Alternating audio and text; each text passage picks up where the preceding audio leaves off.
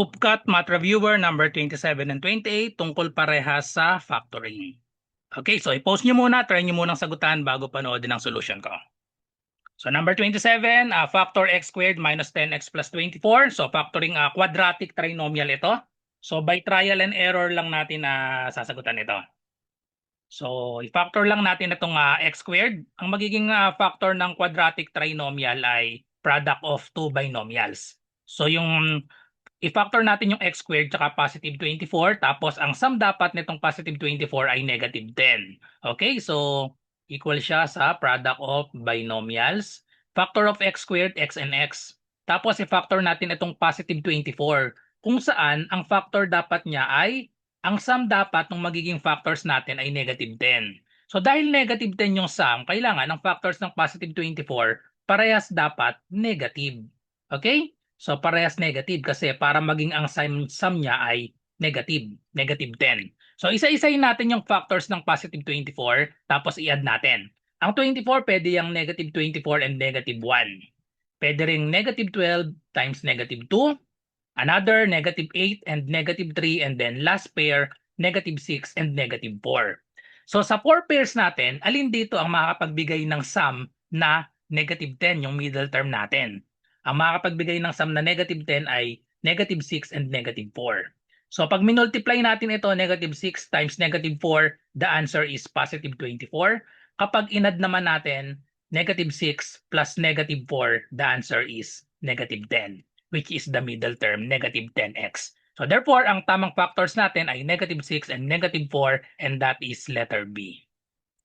Pag Finoil method natin itong x minus 6 times x minus 4, babalik siya dito sa given natin na trinomial x squared minus 10x plus 24. Okay, so i-try naman natin ang next number, number 28.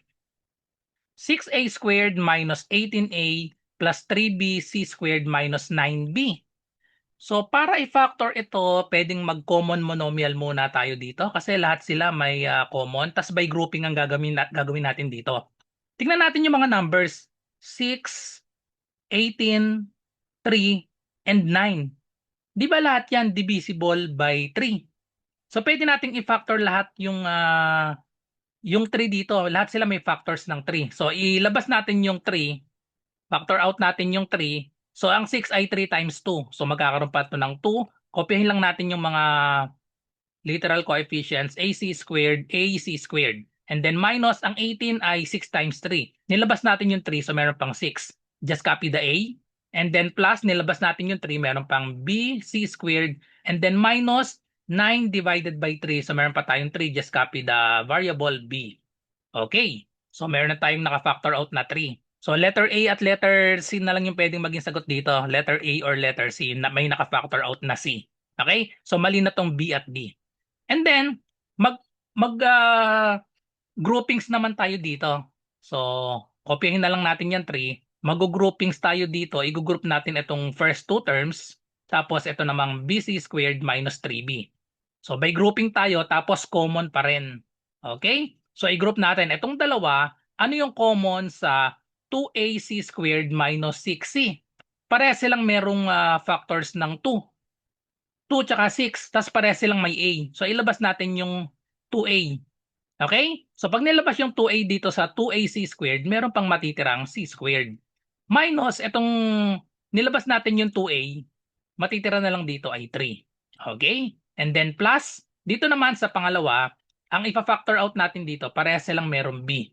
Yun, parehas may B. So i-factor out natin yung B, magkakaroon na lang tayo ng nilabas na tong B, tsaka itong B. So C squared minus 3 na lang ito. Tapos, kung mapapansin natin, parehas silang may C squared minus 3. Ayun, common. Common yung C squared minus 3. So therefore, copyin lang natin itong 3. Tapos, itong common na C squared minus 3, so ilagay lang natin dito yan, common sila, C squared minus 3, tapos isulat natin yung natirang factors, 2A plus B. So ang kompletong factors natin ay 3 times 2A plus B times C squared minus 3. Wala nang factor ito kasi yung 3 hindi siya perfect square. Kung perfect square, meron pa sana. So makikita na natin yung sagot sa letter A, 3 times 2A plus B times C squared minus 3. So letter A ang tamang sagot. Follow for more. Para po sa mga naghahanap ng murang UPCAT review, pwede rin ito sa ibang college entrance test. Ito po yung offer ko, 99 lang po ito, all in na. Meron tayong 500 slots na available. So ito yung inclusion niya, 10 days math and logic tutorial via Zoom. Ito po yung schedule natin. MWF po ito, 7 to 9 p.m. Start ng June 8 hanggang June 29. Okay, so meron din tayong Google Forms reviewer para sa ibang subject, kagaya ng English, Filipino, Science, General Info, Abstract Reasoning. May mock test din po tayo and then may only replay tayo ng mga past session natin. So itong mga Zoom meetings po natin, recorded po yan dito sa exclusive FB group tsaka sa GC natin. So ano pong inaantay nyo, mag-message lang po kayo sa akin sa aking messenger RJ Enseñado. 500 slots lang po yan, 99 pesos, all in na po yan.